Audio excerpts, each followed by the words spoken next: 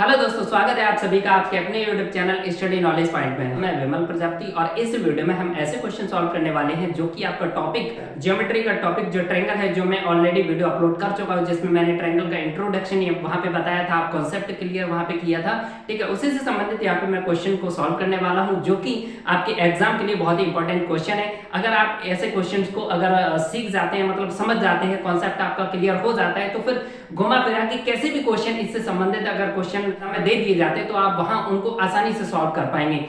इसमें जो भी पॉसिबल क्वेश्चन आ सकते हैं या फिर उसे कॉन्सेप्ट क्लियर कराने के लिए जो भी क्वेश्चन यहाँ पे पॉसिबल बन रहे थे वो मैंने इस वीडियो में लिए हैं। ठीक है, एक और वीडियो मैं क्वेश्चंस का लेके बनाऊंगा जो रिपीटेड क्वेश्चन है, जो पिछले एग्जाम्स में ऑलरेडी आ चुके हैं या फिर उस टाइप के क्वेश्चन अगले एग्जाम में आने की संभावना है। वो क्वेश्चन का जो है वीडियो हम अगला वीडियो बनाएंगे, तो आप इस वीडियो को पहले कॉन्सेप्ट क्लियर करने के लिए या फिर हो सकता है इसी में से क्वेश्चन जो है आपको जो है एग्जाम में देखने को मिल जाए, तो बहुत ही इंपॉर्टेंट आपके लिए ये वीडियो है। तो पूरा वीडियो अंत तक देखें, आपको कुछ ना कुछ इसमें अच्छा मिलने वाला है। ठीक है दोस्तों, स्टार्ट करते हैं।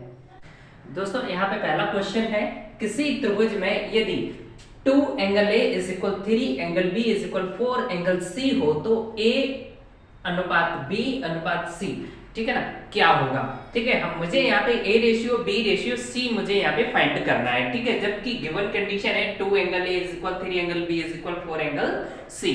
ठीक है ना, तो आपको क्या करना है, यहाँ पे ज्यादा लॉन्ग मेथड यूज नहीं करना है, आपको थोड़ा सा ट्रिक का इस्तेमाल करना है। ट्रिक यहाँ पे क्या है कि चलो मैं यहाँ पे एक बार इसको ना लिख लेता हूँ, 2 angle A is equal 3 angle B is equal 4 angle C। ठीक है ना, तो यहाँ पे 2, 3, 4 का आपको एलसीएम लेना है। 2, 3, 4 का जो एलसीएम है दोस्तों वो क्या है, 12। ठीक है ना, तो अब आपको कुछ नहीं, यहाँ पे 2 से डिवाइड करना है 12 को तो 6 आएगा, 3 से डिवाइड करना है 12 को तो 4 आएगा, 4 से डिवाइड करना है 12 को 3 आएगा। तो बस यही आपका जो है रेशियो हो जाता है, 6 रेशियो 4 रेशियो 3, मतलब यहाँ पे सी ऑप्शन आपका यहाँ पे करेक्ट है। ठीक है ना, अगला क्वेश्चन देखते हैं। किसी त्रिभुज एबीसी में यदि 2a इज इक्वल 3b तथा 4b इज इक्वल 5c हो तो a ratio b ratio c, यहाँ पे a अनुपात b अनुपात c हम मुझे यहाँ पे भी निकालना है, बस थोड़ा सा सवाल में चेंज है। ठीक है, अब क्वेश्चन में चेंज क्या है कि यहाँ पे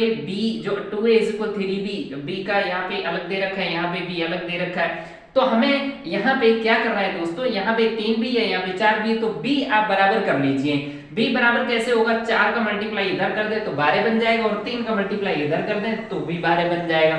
तो दोस्तों यहाँ पे 4 का मल्टीप्लाई यहाँ करेंगे तो मुझे इसमें भी करना पड़ेगा, तो हमारा एक नया जो है इस तरीके से एक रेशियो बन जाएगा। 4 का इधर गुणा करेंगे, 4 दूनी 8a बराबर 4 3 12b, है ना। और हमने आपको क्या बताया था कि 3 का इसमें मल्टीप्लाई करना है, तो 3 चौको 12b। ठीक है, और वो 12b हमने ऑलरेडी लिख लिया, मतलब अब 2 बार नहीं लिखेंगे, ये भी 12b हो जाएगा, ये भी 12b, तो हम एक ही बार लिख लेंगे यहाँ पे। ठीक है ना, तो ये 12b जो मैंने राइट कर लिया, जो यहाँ पे 12b बन गया था। ठीक है ना, 3 का 5 में करेंगे तो दोस्तों 3 पंजे 15c, ऐसे करके। ठीक है, ये हो गया। अब दोस्तों वही कंडीशन जो मैंने यहाँ बताई थी, 8, 12, 15 का ले लीजिए क्या एलसीएम। ठीक है ना, और एलसीएम जो है इसका आएगा सबसे बड़ा नंबर ऐसा जो तीनों से डिवाइड हो जाए, मतलब छोटे से छोटा ऐसा नंबर जो 15, 12, 8 तीनों से पूरा डिविजिबल हो। ठीक है ना, तो 15 दूनी 30, 15 की 45, 4 60, अच्छा 12 से 60 कट जाएगा, बट 8 से नहीं कटेगा, तो और बड़ा नंबर हमें लेना पड़ेगा। तो मेरे ख्याल से 105, 120, ठीक है 120 होगा। 8 से भी 120 कट हो जाएगा, 12 से भी हो जाएगा और 15 से भी हो जाएगा। ठीक है ना, अब क्या करते हैं दोस्तों, जो भी एलसीएम आया है, क्या एलसीएम, ठीक है ध्यान रखना एलसीएम है ये भी, तो 8 का इसमें भाग देंगे तो ये आपका आएगा 8 एकम 8 और 8 पंजे 40 रेशियो, 12 का भाग देंगे तो 10 आएगा रेशियो, 15 का भाग देंगे तो 8 आएगा। अच्छा, इसको हम थोड़ा सा और देख लेते हैं, क्या ये इस और ज्यादा जो है सॉल्व हो सकता है, ऐसा कोई नंबर जिससे कि तीनों नंबर पूरी तरीके से डिविजिबल हो, तो मेरे ख्याल से ऐसा कोई नंबर नहीं है, तो यही आपका जो है आपका आंसर हो जाएगा। सी है यहाँ पे, किसी त्रिभुज एबीसी में यदि 3 angle A is equal 4 angle B is equal 6 angle C हो तो एंगल ए यहाँ पे फाइंड करना है दोस्तों। एंगल ए क्या होगा, ठीक है, तो समझते हैं। 3 angle A is equal 4 angle B is equal 6 angle C. सबसे पहले तो हम क्या करते हैं, यहाँ पे देखो इसको सॉल्व करने के यहाँ पे जो तरीके हैं वो काफी तरीके हैं, कोई सा भी यूज कर सकते हैं। मैं जो आपको मेथड बताने वाला हूँ थोड़ा सा आप ध्यान से देखिएगा। यहाँ 3, 4 और 6 का हम निकालते हैं एलसीएम लासा, वो आ जाएगा दोस्तों 12, ठीक है ना। अच्छा अब 3 से हम 12 को कट करेंगे तो 4 आएगा, 4 से 12 को कट करेंगे तो 3 आएगा, 6 से 12 को कट करेंगे तो 2 आएगा। तो ये हमें कोणों का अनुपात मिल जाता है, जैसा कि हम पिछले क्वेश्चंस में सॉल्व करके देख चुके हैं, ठीक है ना। ये क्या मिल गया, अनुपात मिल गया, ठीक है। अब यहीं से हम कोण को आसानी से फाइंड कर सकते हैं। तो कैसे करेंगे, मुझे पता है त्रिभुज के तीनों अंत्य कोणों का योग जो है वो होता है 180 अंश, ठीक है ना। तो 4 और 3 7, 7 और 2 9, इनको जोड़ेंगे तो आपको मिला 9, 9 का 180 अंश में भाग देंगे, ठीक है ना। तो आपका आ जाएगा 9 दूनी 18 मतलब 20 आ गया, ठीक है। अब ये जो 20 आ गया है मतलब क्या किया, फिर से समझिए, इनको जो है हमने प्लस कर दिया और प्लस करने से जो भी आया उसका जो है हमने इसमें क्या कर दिया, डिवाइड कर दिया। मुझे क्या मिला 20। अब 20 का हम अब 4 में गुणा करेंगे 20 चौकू 80 डिग्री, 3 में गुणा करेंगे तो 20 3 60 और 2 में गुणा करेंगे 20 दूनी 40। ये मुझे कोण मिल गई। तो पहला कोण आपका ए था, दूसरा आपका बी है, तीसरा आपका सी है। तो ए इज इक्वल आपका हो गया 80 डिग्री एंगल। नेक्स्ट क्वेश्चन है दोस्तों, किसी त्रिभुज एबीसी में यदि angle A minus angle B is equal 40 degree तथा angle B minus angle C is equal 10 degree हो तो एंगल बी का जो वैल्यू है एंगल बी क्या होगा, ठीक है ना। तो यहाँ पे आपको ऐसे क्वेश्चन में ट्रिक लगाने की जरूरत नहीं है। यहाँ पे कोई ट्रिक मेरे ख्याल से अगर कोई है भी तो मेरे ख्याल से अगर ये कॉन्सेप्ट अगर समझ जाते हो तो वो ज्यादा बेटर है, वो अपने आप में खुद में एक ट्रिक है, ठीक है ना। तो यहाँ पे थोड़ा सा ध्यान दीजिए, a माइनस बी में आपका b है और इसमें भी आपका b है, मतलब b गिवन कंडीशन में दोनों में है। तो एक काम करते हैं, इस पूरे एंगल को जो है ना, एंगल a को भी हम b में चेंज कर लेते हैं और एंगल c को भी हम b में चेंज कर लेते हैं। मतलब कैसे, वो समझिए। जैसे यहाँ पे angle a minus angle b is equal 40 degree है, तो angle a is equal find कर लेते हैं। एंगल b उधर जाएगा तो आपका पॉजिटिव हो जाएगा और आपका 40 डिग्री पहले से ही है, ठीक है ना। इसी तरीके से इसको भी थोड़ा ध्यान से देखिए, यहाँ पे minus angle C is equal 10, अगर ये वाला बी उधर भेजेंगे तो माइनस एंगल बी हो जाएगा, ठीक है ना। अच्छा अब आप कहेंगे कि यहाँ पे एंगल बी को उधर लेके तो वो पहले लिख दिया, देखो पॉजिटिव है उसको आगे पीछे कहीं भी लिख सकते हो, ये नेगेटिव है इसको भी हम आगे लिख सकते थे बट माइनस साइन आगे रहता, उसको आप चाहे कैसे भी लिखिए। बट यहाँ पे अगर ये वाला माइनस साइन कैंसिल करना है तो माइनस का पूरे में मल्टीप्लाई करना पड़ेगा, तो आपका जो नेगेटिव है वो तो पॉजिटिव हो जाएगा और जो पॉजिटिव 10 है वो माइनस 10 हो जाएगा, ठीक है ना। तो आप ध्यान से देखिए, एंगल ए बी में आ गया, एंगल सी बी में आ गया। तो अब हम जानते हैं angle A, angle B, angle C, इन तीनों का जो सम होता है वो 180 डिग्री होता है, ठीक है ना। तीनों एंगल्स का सम 180 डिग्री होता है। तो एंगल ए मुझे क्या मिला था, एंगल ए मुझे मिला था एंगल बी प्लस 40 डिग्री, ठीक है ना। एंगल ए की जगह रख दिया, बी अपनी जगह बना रहेगा, प्लस सी की जगह हम ये वाली वैल्यू रख देंगे क्या, एंगल बी माइनस 10 डिग्री, है ना। अब मैंने यहाँ पे ए बी सी की जो वैल्यू है यहाँ पुट कर दी और इक्वल में क्या है 180 डिग्री। अब ध्यान से देखो, angle B angle B angle B कितनी बार हो गया, 3 टाइम्स हो गया, ठीक है ना। 40 में से 10 को अगर हम घटाएंगे तो आपका बचेगा 30, 30 को उधर ले जाएंगे तो 180 अंश की तरफ माइनस 30 हो जाएगा, मतलब क्या बचेगा 150 डिग्री, है ना। अब 3 से इसे कट कर दो तो ये आ जाएगा 50 डिग्री। तो यहाँ से आपका एंगल बी जो है वो कितना आ गया 50 डिग्री, ठीक है ना। तो आपका ऑप्शन यहाँ पे डी हो जाएगा, ठीक है। अगला क्वेश्चन देखते हैं दोस्तों, यहाँ पे भी वही करना है आपको। एंगल ए जो है इज इक्वल में हो जाएगा एंगल बी प्लस 45 डिग्री, ठीक है ना। इसी तरीके से जैसा मैं पीछे कर चुका हूं, यहां से भी एंगल सी जो आपको मिलेगा वो आपको मिलेगा एंगल बी माइनस 30 डिग्री, ठीक है ना। ये हो जाएगा, आप सॉल्व करके यहाँ पे देख सकते हो। अब हम क्या करेंगे दोस्तों, अब यहाँ पे वही कंडीशन, तीनों एंगल्स का सम, मतलब ट्रायंगल के तीनों जो अंत्य कोण होते हैं उनका योग 180 अंश होता है। तो एंगल ए आपका रहा है b प्लस 45 डिग्री, है ना, प्लस एंगल b तो है ही अपनी जगह, और c ये मिला क्या, एंगल b माइनस 30 डिग्री। इन तीनों का योग 180 अंश, जैसा कि आप जानते हैं। तो b b और ये b कितनी बार हो गया, 3 बार हो गया, ठीक है ना। 45 में से 30 को घटाएंगे तो आएगा 15, 15 उधर जाएगा तो हो जाएगा माइनस का, 180 अंश में 15 घटाएंगे तो बचेगा 165 अंश, ठीक है ना। यहाँ से आप b निकाल सकते हैं, एंगल b इज इक्वल 3 का इसमें डिवाइड करेंगे तो ये आपका हो जाएगा 55 डिग्री, ठीक है। बट आपको जो यहाँ पे क्वेश्चन दे रखा है वो है angle a plus angle b, हमें ये फाइंड करना है। तो एंगल a तो अभी मिला नहीं क्योंकि b मिला है, तो b इज इक्वल 55 डिग्री है वो आप यहाँ पे रख दो, 55 डिग्री और ये 45 डिग्री, दोनों को ऐड करेंगे 100 डिग्री, एंगल ये कितना हो जाएगा 100, तो 100 डिग्री ये हो गया। बी आपका 55 डिग्री है ना, दोनों को ऐड करेंगे तो 155 डिग्री आपका ये आंसर हो जाएगा। नेक्स्ट क्वेश्चन है यहाँ पे, त्रिभुज एबीसी में भुजा बीसी को डी तक बढ़ाया गया है। मतलब यहाँ पे फिगर गिवन है, यहाँ पे इन्होंने कह दिया कि एबीसी में जो भुजा बीसी है उसको डी तक बढ़ाया गया, बीसी को डी तक बढ़ा दिया गया है, ठीक है। यदि एबीसी 30 डिग्री, एबीसी मतलब ये वाला एंगल 30 डिग्री तथा ACD इज इक्वल 110 ACD मतलब ये 110 अंश, ठीक है।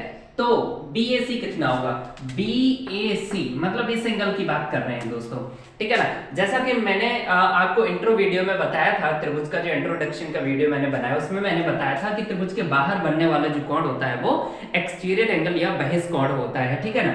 और ये जो बहिष्कोण होता है वो इसका तुरंत जो एंगल है उसको छोड़ के इन दोनों का योग होता है, ठीक है ना। इन दोनों को अगर जोड़े तो इतना आना चाहिए। तो अब सीधी सी बात है कि यहाँ पे 30 दे रखा है और ये टोटल जो है 110 दे रखा है, तो 30 में कितना ऐड करेंगे जो ये बन जाएगा, तो 80 डिग्री, 80 और 30 को ऐड करेंगे तो ये बनेगा, ठीक है ना। तो यहाँ पे तो सीधा सीधा मिल जाता है, सॉल्व करने की जरूरत ही नहीं है यहाँ पे, तो 80 डिग्री हो जाएगा आपका ये वाला एंगल BAC, ठीक है ना। तो यहाँ पे ऑप्शन आपका ए सही है, ठीक है। नेक्स्ट क्वेश्चन देखते हैं।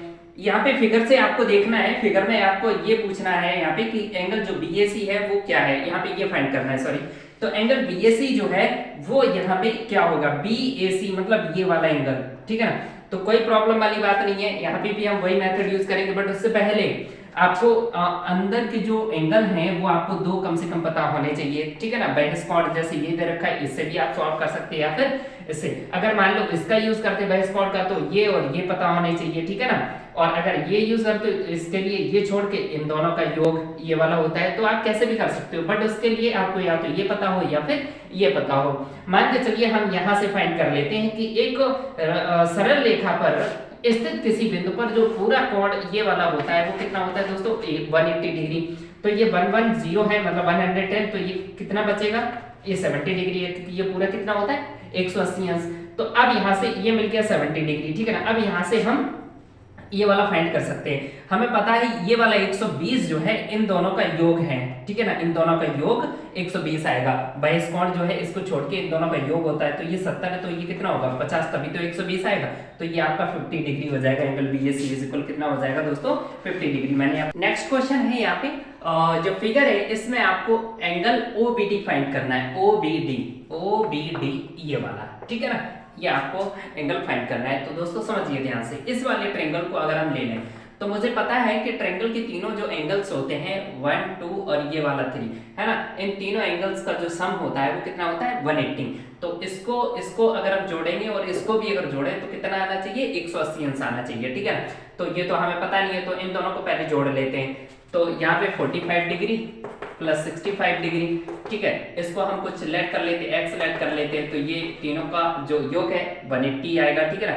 तो x इज इक्वल क्या हो जाएगा 180 डिग्री माइनस इन दोनों का योग उधर जाएगा तो माइनस हो जाएगा, तो इनको जोड़ लेते हैं, 5 5 10, 4 और 6 10 और 11 110, इधर आएगा तो माइनस का हो जाएगा, कितना बचा दोस्तों 70 अंश। तो ये वाला मुझे मिल गया कितना 70 डिग्री, ठीक है। अगर ये 70 अंश है तो ये भी 70 अंश होगा। जैसा कि आपको पता है कि जब भी दो लाइनें एक दूसरे को इंटरसेक्ट करती हैं तो आमने सामने के कोण जो है बराबर होते हैं, जिन्हें हम शीर्षाभिमुख कोण या वर्टिकली अपोजिट एंगल्स कहते हैं। अगर ये x है तो ये भी x होगा, अगर ये वाला y है तो ये वाला भी y होगा, ठीक है ना। इस कंडीशन से यहाँ पे समझिए ये शीर्षाभिमुख कोण है, ये 70 है तो ये भी 70 होगा। अब इस वाले ट्रायंगल में जैसे मैंने यहाँ पे फाइंड किया था वैसे यहाँ पे फाइंड कर लेंगे। यहाँ पे आप ध्यान से देखिए 85 और 70 अगर इनको जोड़ते हो तो कितना आएगा 155, और त्रिभुज के तीनों कोणों का योग होता है दोस्तों कितना 180 अंश। इनको अगर जोड़ते हैं तो 155, तो बचा कितना 25 अंश, ठीक है। 155 और 25 कितना हो जाएगा 180 अंश। तो दोस्तों इसका जो आंसर है वो हो जाएगा 25 डिग्री, कितना हो जाएगा 25 डिग्री, ठीक है ना। अगला क्वेश्चन देखते हैं। किसी त्रिभुज एबीसी के कोणों का अनुपात 3:5:7 दे रखा है, ऐसा त्रिभुज है, मतलब ऐसा त्रिभुज जिसकी भुजाओं का कोणों का अनुपात यहाँ पे दे रखा है, तो वो कौन सा त्रिभुज होगा, ठीक है ना। तो सबसे पहले तो क्या करते हैं, इन कोणों को देख लेते हैं वो कोण है क्या क्या। देखिए यहाँ पे 3:5:7 दे रखा है, इन तीनों कोणों को जोड़िए, आप तीनों संख्याओं को जोड़िए, 3 और 5 8 और 7 15 आ गया, ठीक है। 15 का 180 में भाग दे दीजिए तो कितना आ जाएगा दोस्तों 15 कम 15, यहाँ बचा 3, 15 दूनी 30, 12 आ गया। 12 का इन तीनों में गुणा कर देंगे, 12 3 36, 12 5 60, 12 सत्ते 84, ठीक है। ये तीनों कोण मिल गए आपको, ये तीनों क्या मिल गए, कोण मिल गए, ठीक है ना। अब कोण देखिए, कोई भी कोण 90 अंश से बड़ा है क्या, या 90 अंश से नहीं है, सभी कोण 90 अंश से छोटे हैं। और ऐसा त्रिभुज जिसमें सभी कोण 90 अंश से छोटे होते हैं वो आपका न्यून कोण त्रिभुज होता है। कौन सा, न्यून कोण त्रिभुज। तो ऑप्शन ये यहाँ पे सही हो जाएगा। अगर इनमें से कोई एक कोण 90 अंश का निकल के आ जाता तो वो समकोण त्रिभुज बन जाता।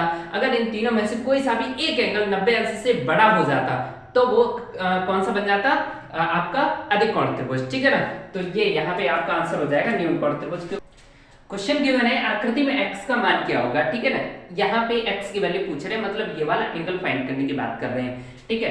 तो यहाँ पे ना तो कोई ट्रायंगल बन रहा है ना कोई बहिष्कोण बन रहा है। मतलब बहिष्कोण क्या है, जो बाहर एंगल बनता है ट्रायंगल के बाहर। तो एक काम करते हैं, हम यहाँ पे जो है इस वाली लाइन को ड्रॉ कर लेते हैं। इसको थोड़ा सा मैंने आगे बढ़ा लिया। अब देखो यहाँ पे इसको भी बढ़ा सकते हैं, इसको भी हम आगे बढ़ा के और हम क्वेश्चन को सॉल्व कर सकते थे, बट अब हम क्या कर रहे हैं, मैंने यहाँ पे इसको बढ़ा के और ये जो है एंगल अब मुझे मिल जाएगा आसानी से। अब समझिए कैसे मिलेगा, देखिए ध्यान से, ACE एक ट्रायंगल है और ACE ट्रायंगल के बाहर एक एंगल ये बन रहा है बहिष्कोण जिसे बोलते हैं। और बहिष्कोण उसका तुरंत एंगल, पड़ोसी एंगल छोड़ के इन दोनों का योग होता है। तो 55 और 30 जोड़ेंगे तो दोस्तों ये हो जाएगा 85, ठीक है ना। तो ये एंगल आपको मिल गया 85, है ना, 85 डिग्री। अब थोड़ा ध्यान से देखना कि यहाँ पे एक ट्रायंगल आपका बन रहा है BDE या फिर EBD, एक एंगल बन रहा है जिस ट्रायंगल में, सॉरी ये ट्रायंगल बन रहा है EBD।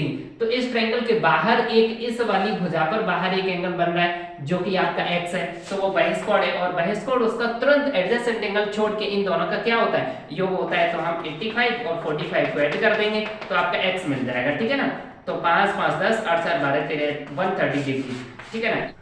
यहाँ पे अगला क्वेश्चन है, त्रिभुज ABC में DE पैरेलल BC। एक त्रिभुज ABC है जिसमें जो DE है वो BC के पैरेलल है, समांतर है, ठीक है ना। यदि AD यहाँ पे दे रखा है 3.6 सेंटीमीटर, ठीक है ना। AB मतलब पूरा, AB जो है मतलब यहाँ से लेके और यहाँ तक पूरा, इस पूरी साइड कितनी तरह की 10 सेंटीमीटर, ठीक है ना। इसके बाद में और क्या गिवन है, AE इज इक्वल 4.5 सेंटीमीटर, ये ठीक है ना। AE कितना है 4.5। अब वो पूछ रहे हैं EC क्या होगा, EC मुझे ये फाइंड करना है, ठीक है ना। केवल यहाँ से लेके यहाँ तक ये फाइंड करना है EC। तो देखिए समझिए, मैंने आपको जो सिमिलरिटी की जो थ्योरम बताई थी उसमें मैंने ये कहा था कि ट्रायंगल जो है वो जो थ्योरम मैंने बताई है सिमिलरिटी, कॉन्ग्रुएंसी और सिमिलरिटी के जो रूल्स हैं वो क्या होते हैं, वो इससे पहले वाला जो वीडियो है जो मैंने अपलोड किया हुआ है वहाँ पे मैंने सभी ट्रायंगल्स के कॉन्सेप्ट जो है वहाँ पे क्लियर करवाए हैं, तो आप वहाँ से जाके देख सकते हैं, ठीक है ना। तो मैंने आपको बताया था कि किसी भी ट्रायंगल में अगर एक साइड कोई सी भी हम ट्रायंगल के अंदर जो ड्रॉ कर देते हैं, ठीक है ना, तो और वो जो साइड है वो त्रिभुज की किसी भी भुजा के अगर पैरेलल है, जैसे यहाँ पे इन्होंने DE को ड्रॉ किया, अगर ये वाली साइड इस वाली साइड के पैरेलल है तो फिर करस्पॉन्डिंग रेशियो, करस्पॉन्डिंग साइड्स का जो रेशियो होता है वो इक्वल होता है। करस्पॉन्डिंग मतलब संगत भुजाओं का जो अनुपात होता है वो बराबर होता है, ठीक है ना। तो अब हम यहाँ पे करस्पॉन्डिंग जो साइड्स हैं वो कैसे कैसे कर सकते हैं, एक बार समझ लीजिए। AD/DB ऐसे लिख सकते हैं, AD/DB, ठीक है ना। AD/DB इज इक्वल कर सकते हैं AE/EC, AE/EC ऐसे करके लिख सकते हैं, ये भुजाओं का अनुपात बराबर होता है। या फिर हम ऐसे भी लिख सकते हैं यहाँ पे AD/AB इज इक्वल AE/AC, है ना, ऐसे भी लिख दो। या फिर AD/DE या फिर AB/BC, ये इक्वल कर सकते हैं इस तरीके से। तो अब दोस्तों हमें यहाँ पे क्या लिखना है, क्या यूज कर रहे हैं, जो गिवन कंडीशन है उनका यूज करना है, ठीक है ना। हमें यहाँ पे AD गिवन है और AB गिवन है, तो बस यही यूज करेंगे, क्या AD गिवन है 3.6 और AB गिवन है तो AB लिख लेंगे, AD/AB, तो उसी तरीके से फिर हम इधर को करेंगे AE/AC, ठीक है, AE/AC, ठीक है। अब दोस्तों यहाँ पे वैल्यू पुट कर देंगे और आंसर आपका आ जाएगा, ठीक है ना। कैसे करेंगे देखिए, AD मुझे गिवन है 3.6, AB मुझे गिवन है 10, AE मुझे गिवन है 4.5। अब आपका EC, लेकिन यहाँ तो AC लिखा हुआ है, तो एक काम करते हैं AC को हम तोड़ देते हैं दो पार्ट में। AC को कैसे तोड़ेंगे, AE प्लस EC, कैसे करेंगे, AE प्लस EC, AE तो गिवन है 4.5 प्लस EC, ठीक है। अब इसे सॉल्व कर देंगे, ठीक है। देखिए कैसे करेंगे, यहाँ पे इसका इस तरफ मल्टीप्लाई, इसका इस तरफ मल्टीप्लाई। तो उससे पहले यहाँ पे थोड़ा सा सॉल्व कर लेते हैं। पहले कैसे सॉल्व करेंगे, 10 का इधर हम डिवाइड कर देंगे, ठीक है ना, या फिर आप इसको इधर ले आओ। देखो ये वाला जो है हम इधर लेके आएंगे, सीधी सी बात है। जो सिंपल तरीका है वो ये है, इसको आप इधर लेके आए और इसकी जगह पे 3.6 को पहुंचा दिया, 4.5 अपॉन 3.6। आप कहेंगे कि 10 कहाँ चला गया, 10 अपॉन में था, इधर जाएगा तो ऊपर मल्टीप्लाई हो जाएगा, तो ये आ जाएगा, ठीक है ना। आप इसे सॉल्व कर देंगे, ठीक है। सॉल्व करने का तरीका क्या है, पॉइंट के बाद में यहाँ पे एक डिजिट है, यहाँ पे भी एक डिजिट है, पॉइंट तो कैंसिल हो जाएगा, ठीक है ना। अब इसको अगर हम कट करें तो ये 2 से कट हो जाएगा, 2 5 जा, और यहाँ हो जाएगा 2 1 जा 8, ठीक है ना, ये आ गया। अब यहाँ पे 3 से अगर कट करें तो 3 6 जा, और ये हो जाएगा 3 1 जा 3 5, ये हो गया। और वैसे तो ये 9 से भी कट हो सकता था, चलो कोई बात नहीं। 3 दूनी 6 और 3 पंजे 15, ऊपर हो गया 25 और नीचे आ गया 2, ठीक है ना। अब ध्यान से देखिए, इसी इज इक्वल क्या हो जाएगा, 25/2, 25/2 का मतलब है कितना, 12.5। ये वाला 4.5 उधर जाएगा, माइनस का हो जाएगा 4.5, इसको माइनस करेंगे तो 8 आएगा यहाँ पे, ठीक है ना। तो इसी यहाँ पे हो जाएगा दोस्तों 8 सेंटीमीटर, ये आपका आंसर हो। अगला क्वेश्चन देखते हैं दोस्तों। यहाँ पे त्रिभुज एबीसी में DE पैरेलल BC, DE जो है BC के समांतर है, यदि AD इज इक्वल 4 सेंटीमीटर। यहाँ पे AD दे रखा है 4 सेंटीमीटर, DB दे रखा है 7 सेंटीमीटर, क्या DB यहाँ पे 7 सेंटीमीटर दे रखा है। AC इज इक्वल 6.6, AC मतलब पूरा गिवन है यहाँ पे, AC कितना गिवन है, 6.6 सेंटीमीटर, ठीक है ना। हो तो AE कितना होगा, AE मुझे ये वाला पार्ट जो है फाइंड करना है। कोई बात नहीं, यहाँ पे भी हम वही तरीका यूज करेंगे जो पिछले क्वेश्चन में कर चुके हैं। यहाँ पे क्या क्या गिवन है, AD और DB गिवन है, और यहाँ पे AE और AC फाइंड करना है। तो इसी हिसाब से लिख लेते हैं दोस्तों। यहाँ पे अगर इस यहाँ पे गिवन पार्ट मतलब जो पूछा गया पार्ट है AE और गिवन पार्ट है AC, तो इसी के हिसाब से लिख लेते हैं। AE पूछा जाएगा और यहाँ पे AC गिवन है, ठीक है। तो मैंने इधर क्या लिखा, AE अपॉन AC, तो इधर भी हम क्या करेंगे, AD अपॉन AB, क्या करेंगे, AD अपॉन AB, ठीक है ना। बस यहाँ पे वैल्यूज पुट कर देंगे। अब आप कहेंगे AB तो गिवन नहीं है, गिवन है। AD कितना है, 4, ठीक है ना। AB कितना है, AB पूरा, तो 4 ये 7 ये मतलब पूरा हो जाएगा 11 इज इक्वल AE पूछा गया है, ठीक है ना। AC 6.6, तो दोस्तों हो गया AE इज इक्वल क्या हो जाएगा, 6.6 अपॉन में इधर जाके मल्टीप्लाई हो जाएगा, 6.6 अपॉन में 11 है, 11 से इसे कट कर दो 0.6 आएगा, 11 चौके 66.6 आएगा। तो AE आपका जो है वो हो जाएगा 4 × 24 पॉइंट, यहाँ एक डिजिट बाद, क्योंकि पॉइंट के बाद में एक डिजिट है तो यहाँ पे भी एक डिजिट होगा, तो ये आपका 2.4 सेंटीमीटर क्या दोस्तों। क्वेश्चन है यहाँ पे, त्रिभुज ABC में DE पैरेलल BC, यदि AD मतलब यहाँ पे कुछ जो साइड्स हैं गिवन है यहाँ पे, ठीक है ना। तो पहले तो फिगर को हम ड्रॉ कर लेते हैं। यहाँ पे ABC जो है उसमें DE BC के पैरेलल है, मतलब क्वेश्चन लगभग सेम है जो पिछले क्वेश्चंस में था। जैसे यहाँ पे ABC एक ट्रायंगल है जिसमें BC के पैरेलल DE है, BC के पैरेलल है यहाँ पे DE, ठीक है ना। और अब वो जो गिवन कंडीशन वो भी हम यहाँ पे राइट कर लेते हैं। AD is equal x, AD कितना है x, और DB कितना है x माइनस 2, DB जो है वो है x माइनस 2 सेंटीमीटर, AE है x प्लस 2, और AC जो है वो गिवन है x माइनस 1।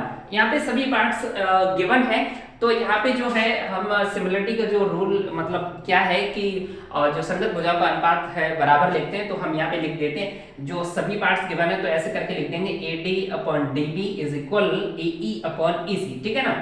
तो AD upon DB is equal AE upon EC, ऐसे करके लिख लेंगे। अच्छा हम डायरेक्ट वैसे लिख सकते थे, बट आपको समझाने के लिए मैंने यहाँ पे रेशियो लिख लिया है। अब यहाँ पे वैल्यू पुट कर देंगे, AD मतलब x के अपॉन में x माइनस 2, और इज इक्वल ऐसे इधर कर देंगे x प्लस 2 और अपॉन में x माइनस 1, ठीक है ना। क्रॉस मल्टीप्लाई करते हैं दोस्तों, यहाँ इसका इसमें और इसका इसमें, तो इधर जब मल्टीप्लाई करेंगे तो x का दोनों में होगा, तो x स्क्वायर, x का x में करेंगे x स्क्वायर माइनस 1 में करेंगे तो x ही आ जाएगा। इधर का इधर करेंगे तो यहाँ पे जब देखो ध्यान से, एक बार x माइनस 2 और एक बार x प्लस 2, तो यहाँ पे दोस्तों फार्मूला यूज हो जाएगा a plus B, a minus B is equal a square minus B square. तो यहाँ पे x स्क्वायर माइनस 2 स्क्वायर मतलब 4, ठीक है। x स्क्वायर से x स्क्वायर यहाँ पे दोस्तों हो जाएगा कट, क्यों हो जाएगा, बिकॉज जब आप इधर इसको लेके आएंगे तो ये माइनस x स्क्वायर हो जाएगा, तो x स्क्वायर से x स्क्वायर माइनस करेंगे 0 हो जाएगा, ठीक है ना। बचा क्या, minus x is equal minus 4, minus minus cut x is equal क्या आ गया दोस्तों 4।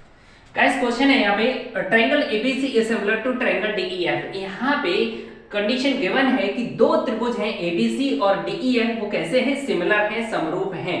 ये इन्होंने क्वेश्चन में कह दिया कि दो त्रिभुज एबीसी और डीईएफ कैसे हैं, समरूप हैं। ठीक है, और क्या बोला इन्होंने कि एबीसी और डीईएफ की जो परिमिति है, परिमिति का मतलब दोस्तों पेरीमीटर की बात कर रहे हैं। ठीक है ना, पेरीमीटर, पेरीमीटर, पेरीमीटर मतलब परिमाप। ठीक है ना, परिमिति क्रमशः है 25 सेंटीमीटर तथा 15 सेंटीमीटर है। मतलब इसका ये होगा कि एबीसी की परिमिति है 25 सेंटीमीटर और डीईएफ की परिमिति है 15 सेंटीमीटर। ठीक है ना, तथा यहाँ पे एक साइड दे रखी है किसकी, एबीसी की, क्या दे रखी है 9 सेंटीमीटर, और ईएफ की बात कर रहे हैं कि ईएफ आप फाइंड करके बताइए। तो ईएफ क्या होगा, तो सबसे पहले आप यहाँ पे देखिए कि एबीसी और डीईएफ अगर सिमिलर हैं, समरूप हैं, तो करस्पॉन्डिंग भुजाएं जो होंगी, संगत भुजाएं, वो एबी की संगत भुजा डीई होगी, एबी की संगत भुजा डीई होगी, बीसी की संगत भुजा ईएफ होगी, एसी की संगत भुजा डीएफ होगी। ये मैं आपको पिछले वीडियो में बता चुका हूँ, समझा चुका हूँ। ठीक है ना, तो उसी कंडीशन का यहाँ पे जो है हम यूज करेंगे।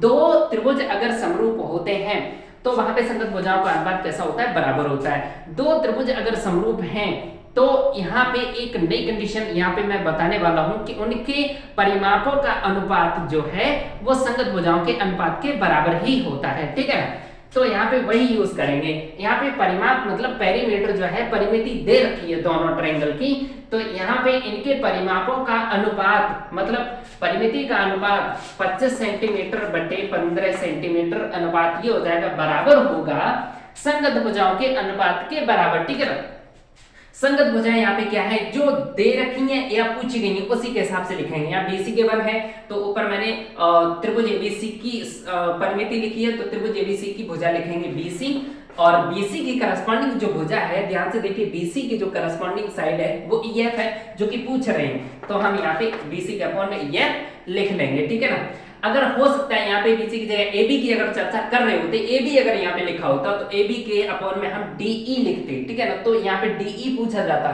ठीक है, इसी टाइप के क्वेश्चन आते हैं दोस्तों एग्जाम में, तो बस यहाँ पे इसे सॉल्व करते हैं। बीसी यहाँ पे गिवन है 9 सेंटीमीटर, तो वो भी हम यहाँ पे राइट कर लेंगे, 25/15 इज इक्वल 9/EF। ठीक है ना, तो यहाँ पे EF जो है वो क्या हो जाएगा, EF जो है इधर लेके आएंगे तो आपका EF इधर आ जाएगा, तो EF की जगह पहुंच जाएगा 25, 9 ऊपर है, नीचे आ जाएगा 25। अच्छा, 15 को हम उधर ले जाएंगे, अपॉन में इधर आएगा तो मल्टीप्लाई हो जाएगा। ठीक है ना, अब इसे कर देंगे सॉल्व, 5 से कट करो, 5 5 जा और 5 3 जा। ठीक है ना, ये हो जाएगा 9 3 27 बटे में 5 है, 5 का भाग रहेंगे, 5 5 25, यहाँ बचा 2 5 चौक 20, 5.4 सेंटीमीटर दोस्तों यहाँ पे आंसर हो गया किसका, EF का जो वैल्यू है 5.4 सेंटीमीटर हो जाएगा। ठीक है दोस्तों, नेक्स्ट क्वेश्चन है यहाँ पे, यदि ट्रायंगल ABC तथा ट्रायंगल DEF में AB upon EF is equal BC upon DF is equal CA upon DE हो तो निम्नलिखित में से सत्य कथन कौन सा है। दोस्तों ये बहुत ही इंपॉर्टेंट क्वेश्चन है, अगर आपको समझ में आ गया, मतलब संगत भुजाओं की, संगत कोणों की बात अगर समझ में आ गई तो समझ लीजिए आपका जो समरूपता वाला नियम है वो तो एकदम से क्लियर है। ठीक है ना, और आपको जो है ये क्वेश्चन में समझ में आ जाने से, मतलब इस टाइप के जितने भी क्वेश्चन अगर घुमा फिरा के भी अगर दे दिए जाते तब भी आप उसको सॉल्व करके आ जाएंगे आराम से। ठीक है ना, तो समझिए कैसे सॉल्व करते हैं। यहाँ पे जो कंडीशन गिवन है एबीसी और डीईएफ में, वो ये गिवन है कि AB upon EF is equal BC upon DF is equal CA upon DE दे रखा है, तो यहीं से मुझे करस्पॉन्डिंग पता चल जाएगा। ठीक है ना, कैसे पता करते हैं समझिए। मान लीजिए हमने आगे वाले दो पार्ट ले लिए, ऊपर हम देखेंगे इन दोनों में कॉमन क्या है, AB और BC में कॉमन क्या मिल रहा है, B, जो यहाँ पे भी है और यहाँ पे भी है। ठीक है, तो हम B लिख लेते हैं, तो B के करस्पॉन्डिंग अब आपको यहाँ से मिल जाएगा, क्या मिल जाएगा, यहाँ पे कॉमन B था तो नीचे भी आपको कोई ना कोई आपको अक्षर जो है कॉमन मिलेगा, EF और DF कॉमन क्या मिल रहा है, F मिल रहा है, तो B का करस्पॉन्डिंग यहाँ पे कौन है, F पॉइंट। ठीक है ना, अच्छा इसी तरीके से अब आप यहाँ पे ले लीजिए लास्ट वाले दो, यहाँ से आपको मिल जाएगा, ऊपर कॉमन क्या है C, तो C के करस्पॉन्डिंग आपको क्या मिलेगा, नीचे कॉमन क्या है D, तो C के करस्पॉन्डिंग आपको क्या मिला, D मिला। ठीक है ना, इस तरीके से आपको यहाँ पे कॉमन मिल गया। अब बचा क्या, देखो यहाँ पे A बचा और इधर क्या बचा, F D और यहाँ बचा E, तो ये अपने आप मिल गया। ठीक है ना, तो ये एक दूसरे के करस्पॉन्डिंग हमें पॉइंट्स जो है वो मिल गए। ठीक है, अब यहाँ पे ध्यान से देखना है, यहाँ पे फर्स्ट ऑप्शन अब हम चेक करते हैं, DEF सिमिलर होगा किसके, तो D का करस्पॉन्डिंग यहाँ पे क्या है C, तो डी का क्या होना चाहिए, सी होना चाहिए, है यहाँ पे। ई का करस्पॉन्डिंग क्या है, ए, तो ई का करस्पॉन्डिंग यहाँ ए है। अच्छा, बी का करस्पॉन्डिंग मतलब एफ का करस्पॉन्डिंग बी है, तो एफ का करस्पॉन्डिंग बी है।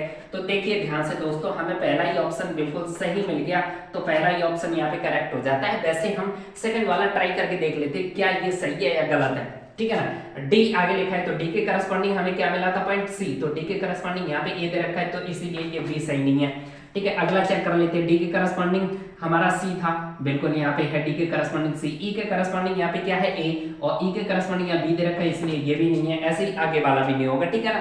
तो यहाँ पे फर्स्ट ऑप्शन आपका सही हो जाता है। नेक्स्ट क्वेश्चन है यहाँ पे, किसी त्रिभुज एबीसी में angle B is equal 120 degree तथा angle C is equal 40 degree हो तो ट्रायंगल की सबसे छोटी भुजा कौन सी है। मतलब कोई भी त्रिभुज दे रखा है जिसके दो कोण इन्होंने दे रखे हैं, अब ये कह रहे हैं कि कौन सी भुजा सबसे छोटी होगी, ठीक है। Angle B is equal 120 degree and C is equal 40 degree, ठीक है। तो ये भी एंगल हम फाइंड कर लेते हैं, ठीक है। 120 और 40 कितना हो गया, 160, बचा कितना, 20 डिग्री, ठीक है ना। 180 होता है टोटल सम, ठीक है। अब यहाँ पे ट्रायंगल है, उसमें कोई भी अगर एंगल दे रखे हैं, उनमें जो सबसे छोटा एंगल है उसके सामने वाली साइड सबसे छोटी होगी, ठीक है ना। जो सबसे बड़ा एंगल है उसके सामने वाली साइड सबसे बड़ी होगी, या फिर इसका उल्टा करके अगर हम बोले जो सबसे बड़ी भुजा है उसके सामने वाला एंगल सबसे बड़ा होगा, जो सबसे छोटी भुजा है उसके सामने वाला जो एंगल है वो सबसे छोटा होगा, इस तरीके से।